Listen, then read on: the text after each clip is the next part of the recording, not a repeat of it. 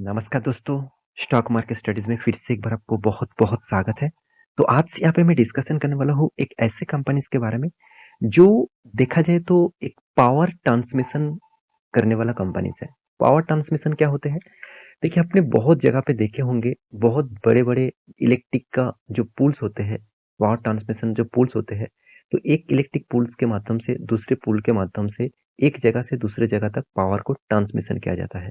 तो मान के चलिए जहाँ पे बिजली तैयार हो रहा है, कोई भी हाइड्रो प्रोजेक्ट है, कोई भी थर्मल पावर है, तो वहाँ से आपका घर तक आने के लिए कोई ना कोई तो वायर होगा, कोई ना कोई तो पुल होगा। तो इसको ट्रांसमिशन करने के लिए जितने सारे इक्विपमेंट्स लगते हैं, उसी के ऊपर कंपनी काम करते हैं। तो इसी से जुड़े हुए कंपनीज़ के बारे में बात करूँगा। कंपनी के बारे में बात करने से पहले मैं एक चीज़ ज़रूर कहूँगा, हमेशा मैं कोई भी कंपनी के ऊपर जब कोई डिस्कशन करता हूँ, किसी न किसी न्यूज़ के माध्यम से उस डेटा को सामने आता है, तभी मैं आपके सामने डिस्कस करता हूँ। क्योंकि देखिए न्यूज़ देखना, देखिए आप कौन-सा न्यूज़ को ढूँढेंगे, कहाँ पे जाएँगे, कौन-सा न्यूज़ को देखना है, कौन-सा न्यूज़ इम्पोर्टेंस है, ये सब कुछ आपको ढूँढने में बहुत टाइम लगेगा। तो इस सारे टाइम्स आप बचा सकते हैं एक काम करके, आप मेरे चैनल को सब्सक्राइब कर लीजिए, वहाँ पे आपको सब कुछ मिल जाएगा। तो साथ ही साथ आपको मैं बहुत कुछ सिखाने भी वाला हूँ। साथ ही साथ आप इस चैनल को सब्सक्राइब करने के साथ-साथ टेलीग्राम को भी जॉइन कर लेना, लर्निंग के लिए और अर्निंग के लिए। और हमारा नया सीरीज़ शॉर्ट्स वीडियोज़ का भी आप देखते जाइए, यहाँ पे भी बहुत कुछ आपको सीखने को और जानने को मिल जाएगा। तो चलो देख लेते हैं आज के स्टॉक के बारे में। तो कंपनी कौन-सा है? कंपनी का नाम है केपीटीएल। केपीटीएल क्या है? कल्पतरु पावर ट्रांसमिशन लिमिटेड। तो कल्पतरु पावर ट्रांसमिशन लिमिटेड इसका काम क्या है? आप देख सकते हैं, इतने सारे आप देख सकते हैं कंपनी इंडिया में नहीं, ग्लोबली मार्केट में भी काम करते हैं और आज का जो न्यूज़ है, वो ग्लोबली है। क्योंकि बिज़नेस का एरियाज़ आप देखेंगे, तो कंपनी पावर के ऊपर, यहाँ पे देखिए इंफ्रास्ट्रक्चर के ऊपर, साथ ही साथ एसेट क्या क्रिएशंस के ऊपर कंपनी काम करते हैं। पीपुल्स के हिसाब से देखा जाए तो कंपनी का एम्प्लॉइज़ कितना है, वो भी आप देख सकते हैं। आप देख सकते हैं इन्वेस्टर कहाँ-कहाँ पे कंपनी इन्वेस्टमेंट करके रखा, मीडिया फाइल भी देख सकते हैं। तो कंपनी का जो बिज़नेस मॉडल्स है, वो मैं आपको दिखा दूँ तो पावर। तो पावर मतलब आप यहाँ पे देखिए इलेक्ट्रिसिटी जो पूल्स आपको दिख रहा है, एक जगह से दूसरे जगह तक पावर ट्रांसमिशन का काम यही कंपनी करते हैं। इंफ्रास्ट्रक्चर जो रेलवे का जो इंफ्रास्ट्रक्चर होते हैं, उस प्रोजेक्ट के ऊपर भी कंपनी काम करते हैं। एसेट क्रिएशन के ऊपर भी कंपनी काम करते हैं। अब ध्यान से इस सारी चीज़ को यहाँ पे पढ़ भी सकते हैं, देख भी सकते हैं। तो कंपनी क्या बहुत बड़ी है? क्या कंपनी बहुत फ्यूचर में बहुत बड़े काम कर सकते हैं? तो उसके लिए कुछ पॉइंट्स आपके साथ शेयर करने वाला हूँ। सबसे पहली बात, कंपनी छोटा है। 8400 करोड़ का मार्केट कैप है। वीडियो को लास्ट तक देखना क्योंकि मैं यहाँ पे टेक्निकली चार्ट पैटर्न दिखाऊँगा। एक बहुत बड़ा ब्रेकआउट आने वाला है। ऑब्वियसली एक एंट्री मिलने वाला है शॉर्ट टर्म ट्रेडर्स के लिए, स्विंग टर्म ट्रेडर्स के लिए। तो चलो यहाँ पे मैं आपको दिखा देता हूँ इस कंपनी के डिटेल्स। तो डिटेल्स दिखाने से पहले मैं इस कंपनी का न्यूज़ कौन-सा था जिसके कारण स्टॉक में एक 5 दिनों में एक अच्छा खासा जर्नी देखने को मिला। 5 दिनों में 5% का रिटर्न और 1 मंथ में कंपनी 6 मंथ में कंपनी का रिटर्न जो दिखा वो 9% के आसपास, सॉरी 1 मंथ में 9% के आसपास और 6 मंथ में 58% का रिटर्न दिया। इतना शानदार जो जर्नी यहाँ पे दिखाया, उस जर्नी के पीछे कोई ना कोई तो लॉजिक रहेगा। 1 साल में देखा जाए तो 50% का रिटर्न, 5 साल में देखा जाए तो कंपनी 15% का return, maximum chart pattern open करूँ देखिए 17,000% का रिटर्न दे चुके हैं। तो इतना छोटा कंपनी होने के बाद भी इतना शानदार जो रिटर्न दिया है, इसके पीछे कोई ना कोई लॉजिक और वजह तो ज़रूर होगा। तो चलो उसी के बारे में बात कर लेता हूँ। तो सबसे पहले मैं दिग्गज वेबसाइट माइंड के ऊपर आ चुका हूँ। इस साइट के ऊपर जाकर इस न्यूज़ को देख सकते हैं, इस डिटेल्स को चेक कर सकते हैं। तो न्यूज़ कौन-सा है? मैं पहले ही बता चुका हूँ कंपनी के सिर्फ इंडिया में नहीं बाहर की कंट्री में भी प्रोजेक्ट मिलता है। केपीटीएल बेग्स 1247 करोड़। तो कितना 1247 करोड़ का ऑर्डर मिला इन इंडिया में एंड अब्रॉड।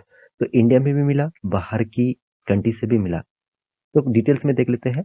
देख सकते हैं कल्पतरु पावर ट्रांसमिशन लिमिटेड जिसको शॉर्ट फॉर्म में आप केपीटीएल नाम से जानते हैं।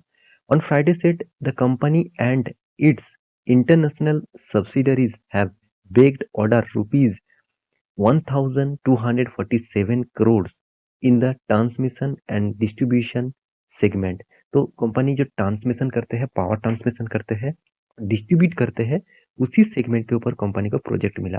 और कहाँ-कहाँ पे? इंडिया में भी मिला, बाहर की कंट्री में भी मिला। आप ध्यान से इस चीज़ को यहाँ पे पढ़ सकते हैं और देख सकते हैं। तो देखिए, इस न्यूज़ के बेसिस से ही स्टॉक में एक पॉजिटिविटी 5 दिनों पहले से ही आपको देखने को मिल रहा था। तो देखिए, जब कोई स्टॉक कुछ दिनों पहले से ही भागना स्टार्ट हुआ है, तो सोचना कुछ ना कुछ बड़े न्यूज़ आने वाला है। तो आप कहेंगे सर इस तरीके से न्यूज़ कहाँ से ढूँढेंगे? तो इसके लिए आपको कुछ भी करने का ज़रूरत नहीं। आप इस मेरे वीडियो देखते रहिए, सिर्फ 5-10 मिनट का वीडियो है, आप ज़रूर देखिएगा, बहुत कुछ इन्फॉर्मेशन आपको मिल ही जाएगा, साथ ही साथ कंपनी का फंडामेंटली और टेक्निकली चार्ट पैटर्न भी आपको सिखाता हूँ। तो इसलिए मेरे चैनल को ज़रूर सब्सक्राइब करिए। तो चलो अभी इस कंपनी के ऊपर निवेश करना है कि नहीं है वो देखना है, क्योंकि जो कंपनी 17,000 परसेंटेज यहाँ पे रिटर्न पहले ही दे चुके हैं, क्या वो फिर से मल्टीबैगर बन सकते हैं? क्योंकि पहले जो टॉप था उससे बिग क्रैश देखने को मिला था, फिर से रिकवरी किया, फिर से क्रैश, मतलब इस तरीके से कंटिन्यू करते-करते फिर से एक हायर लेवल में जाकर पहुँच चुके हैं। तो क्या फिर से नया हाई बनाएगा? क्या फिर से क्रैश होगा? तो उसी के बारे में बात करूँगा। तो सबसे पहले कंपनी के डिटेल्स के बारे में बात करूँ तो पीई रेशियो ठीक-ठाक है, return of equity, return of capital employed सब कुछ पॉजिटिव में है। कंपनी का डेब्ट भी 1% के आसपास है। ठीक है, चलो कोई बात नहीं। तो एनुअल इनकम 500 करोड़ के आसपास है। कंपनी का डेब्टर्स डे बहुत ज़्यादा लगा।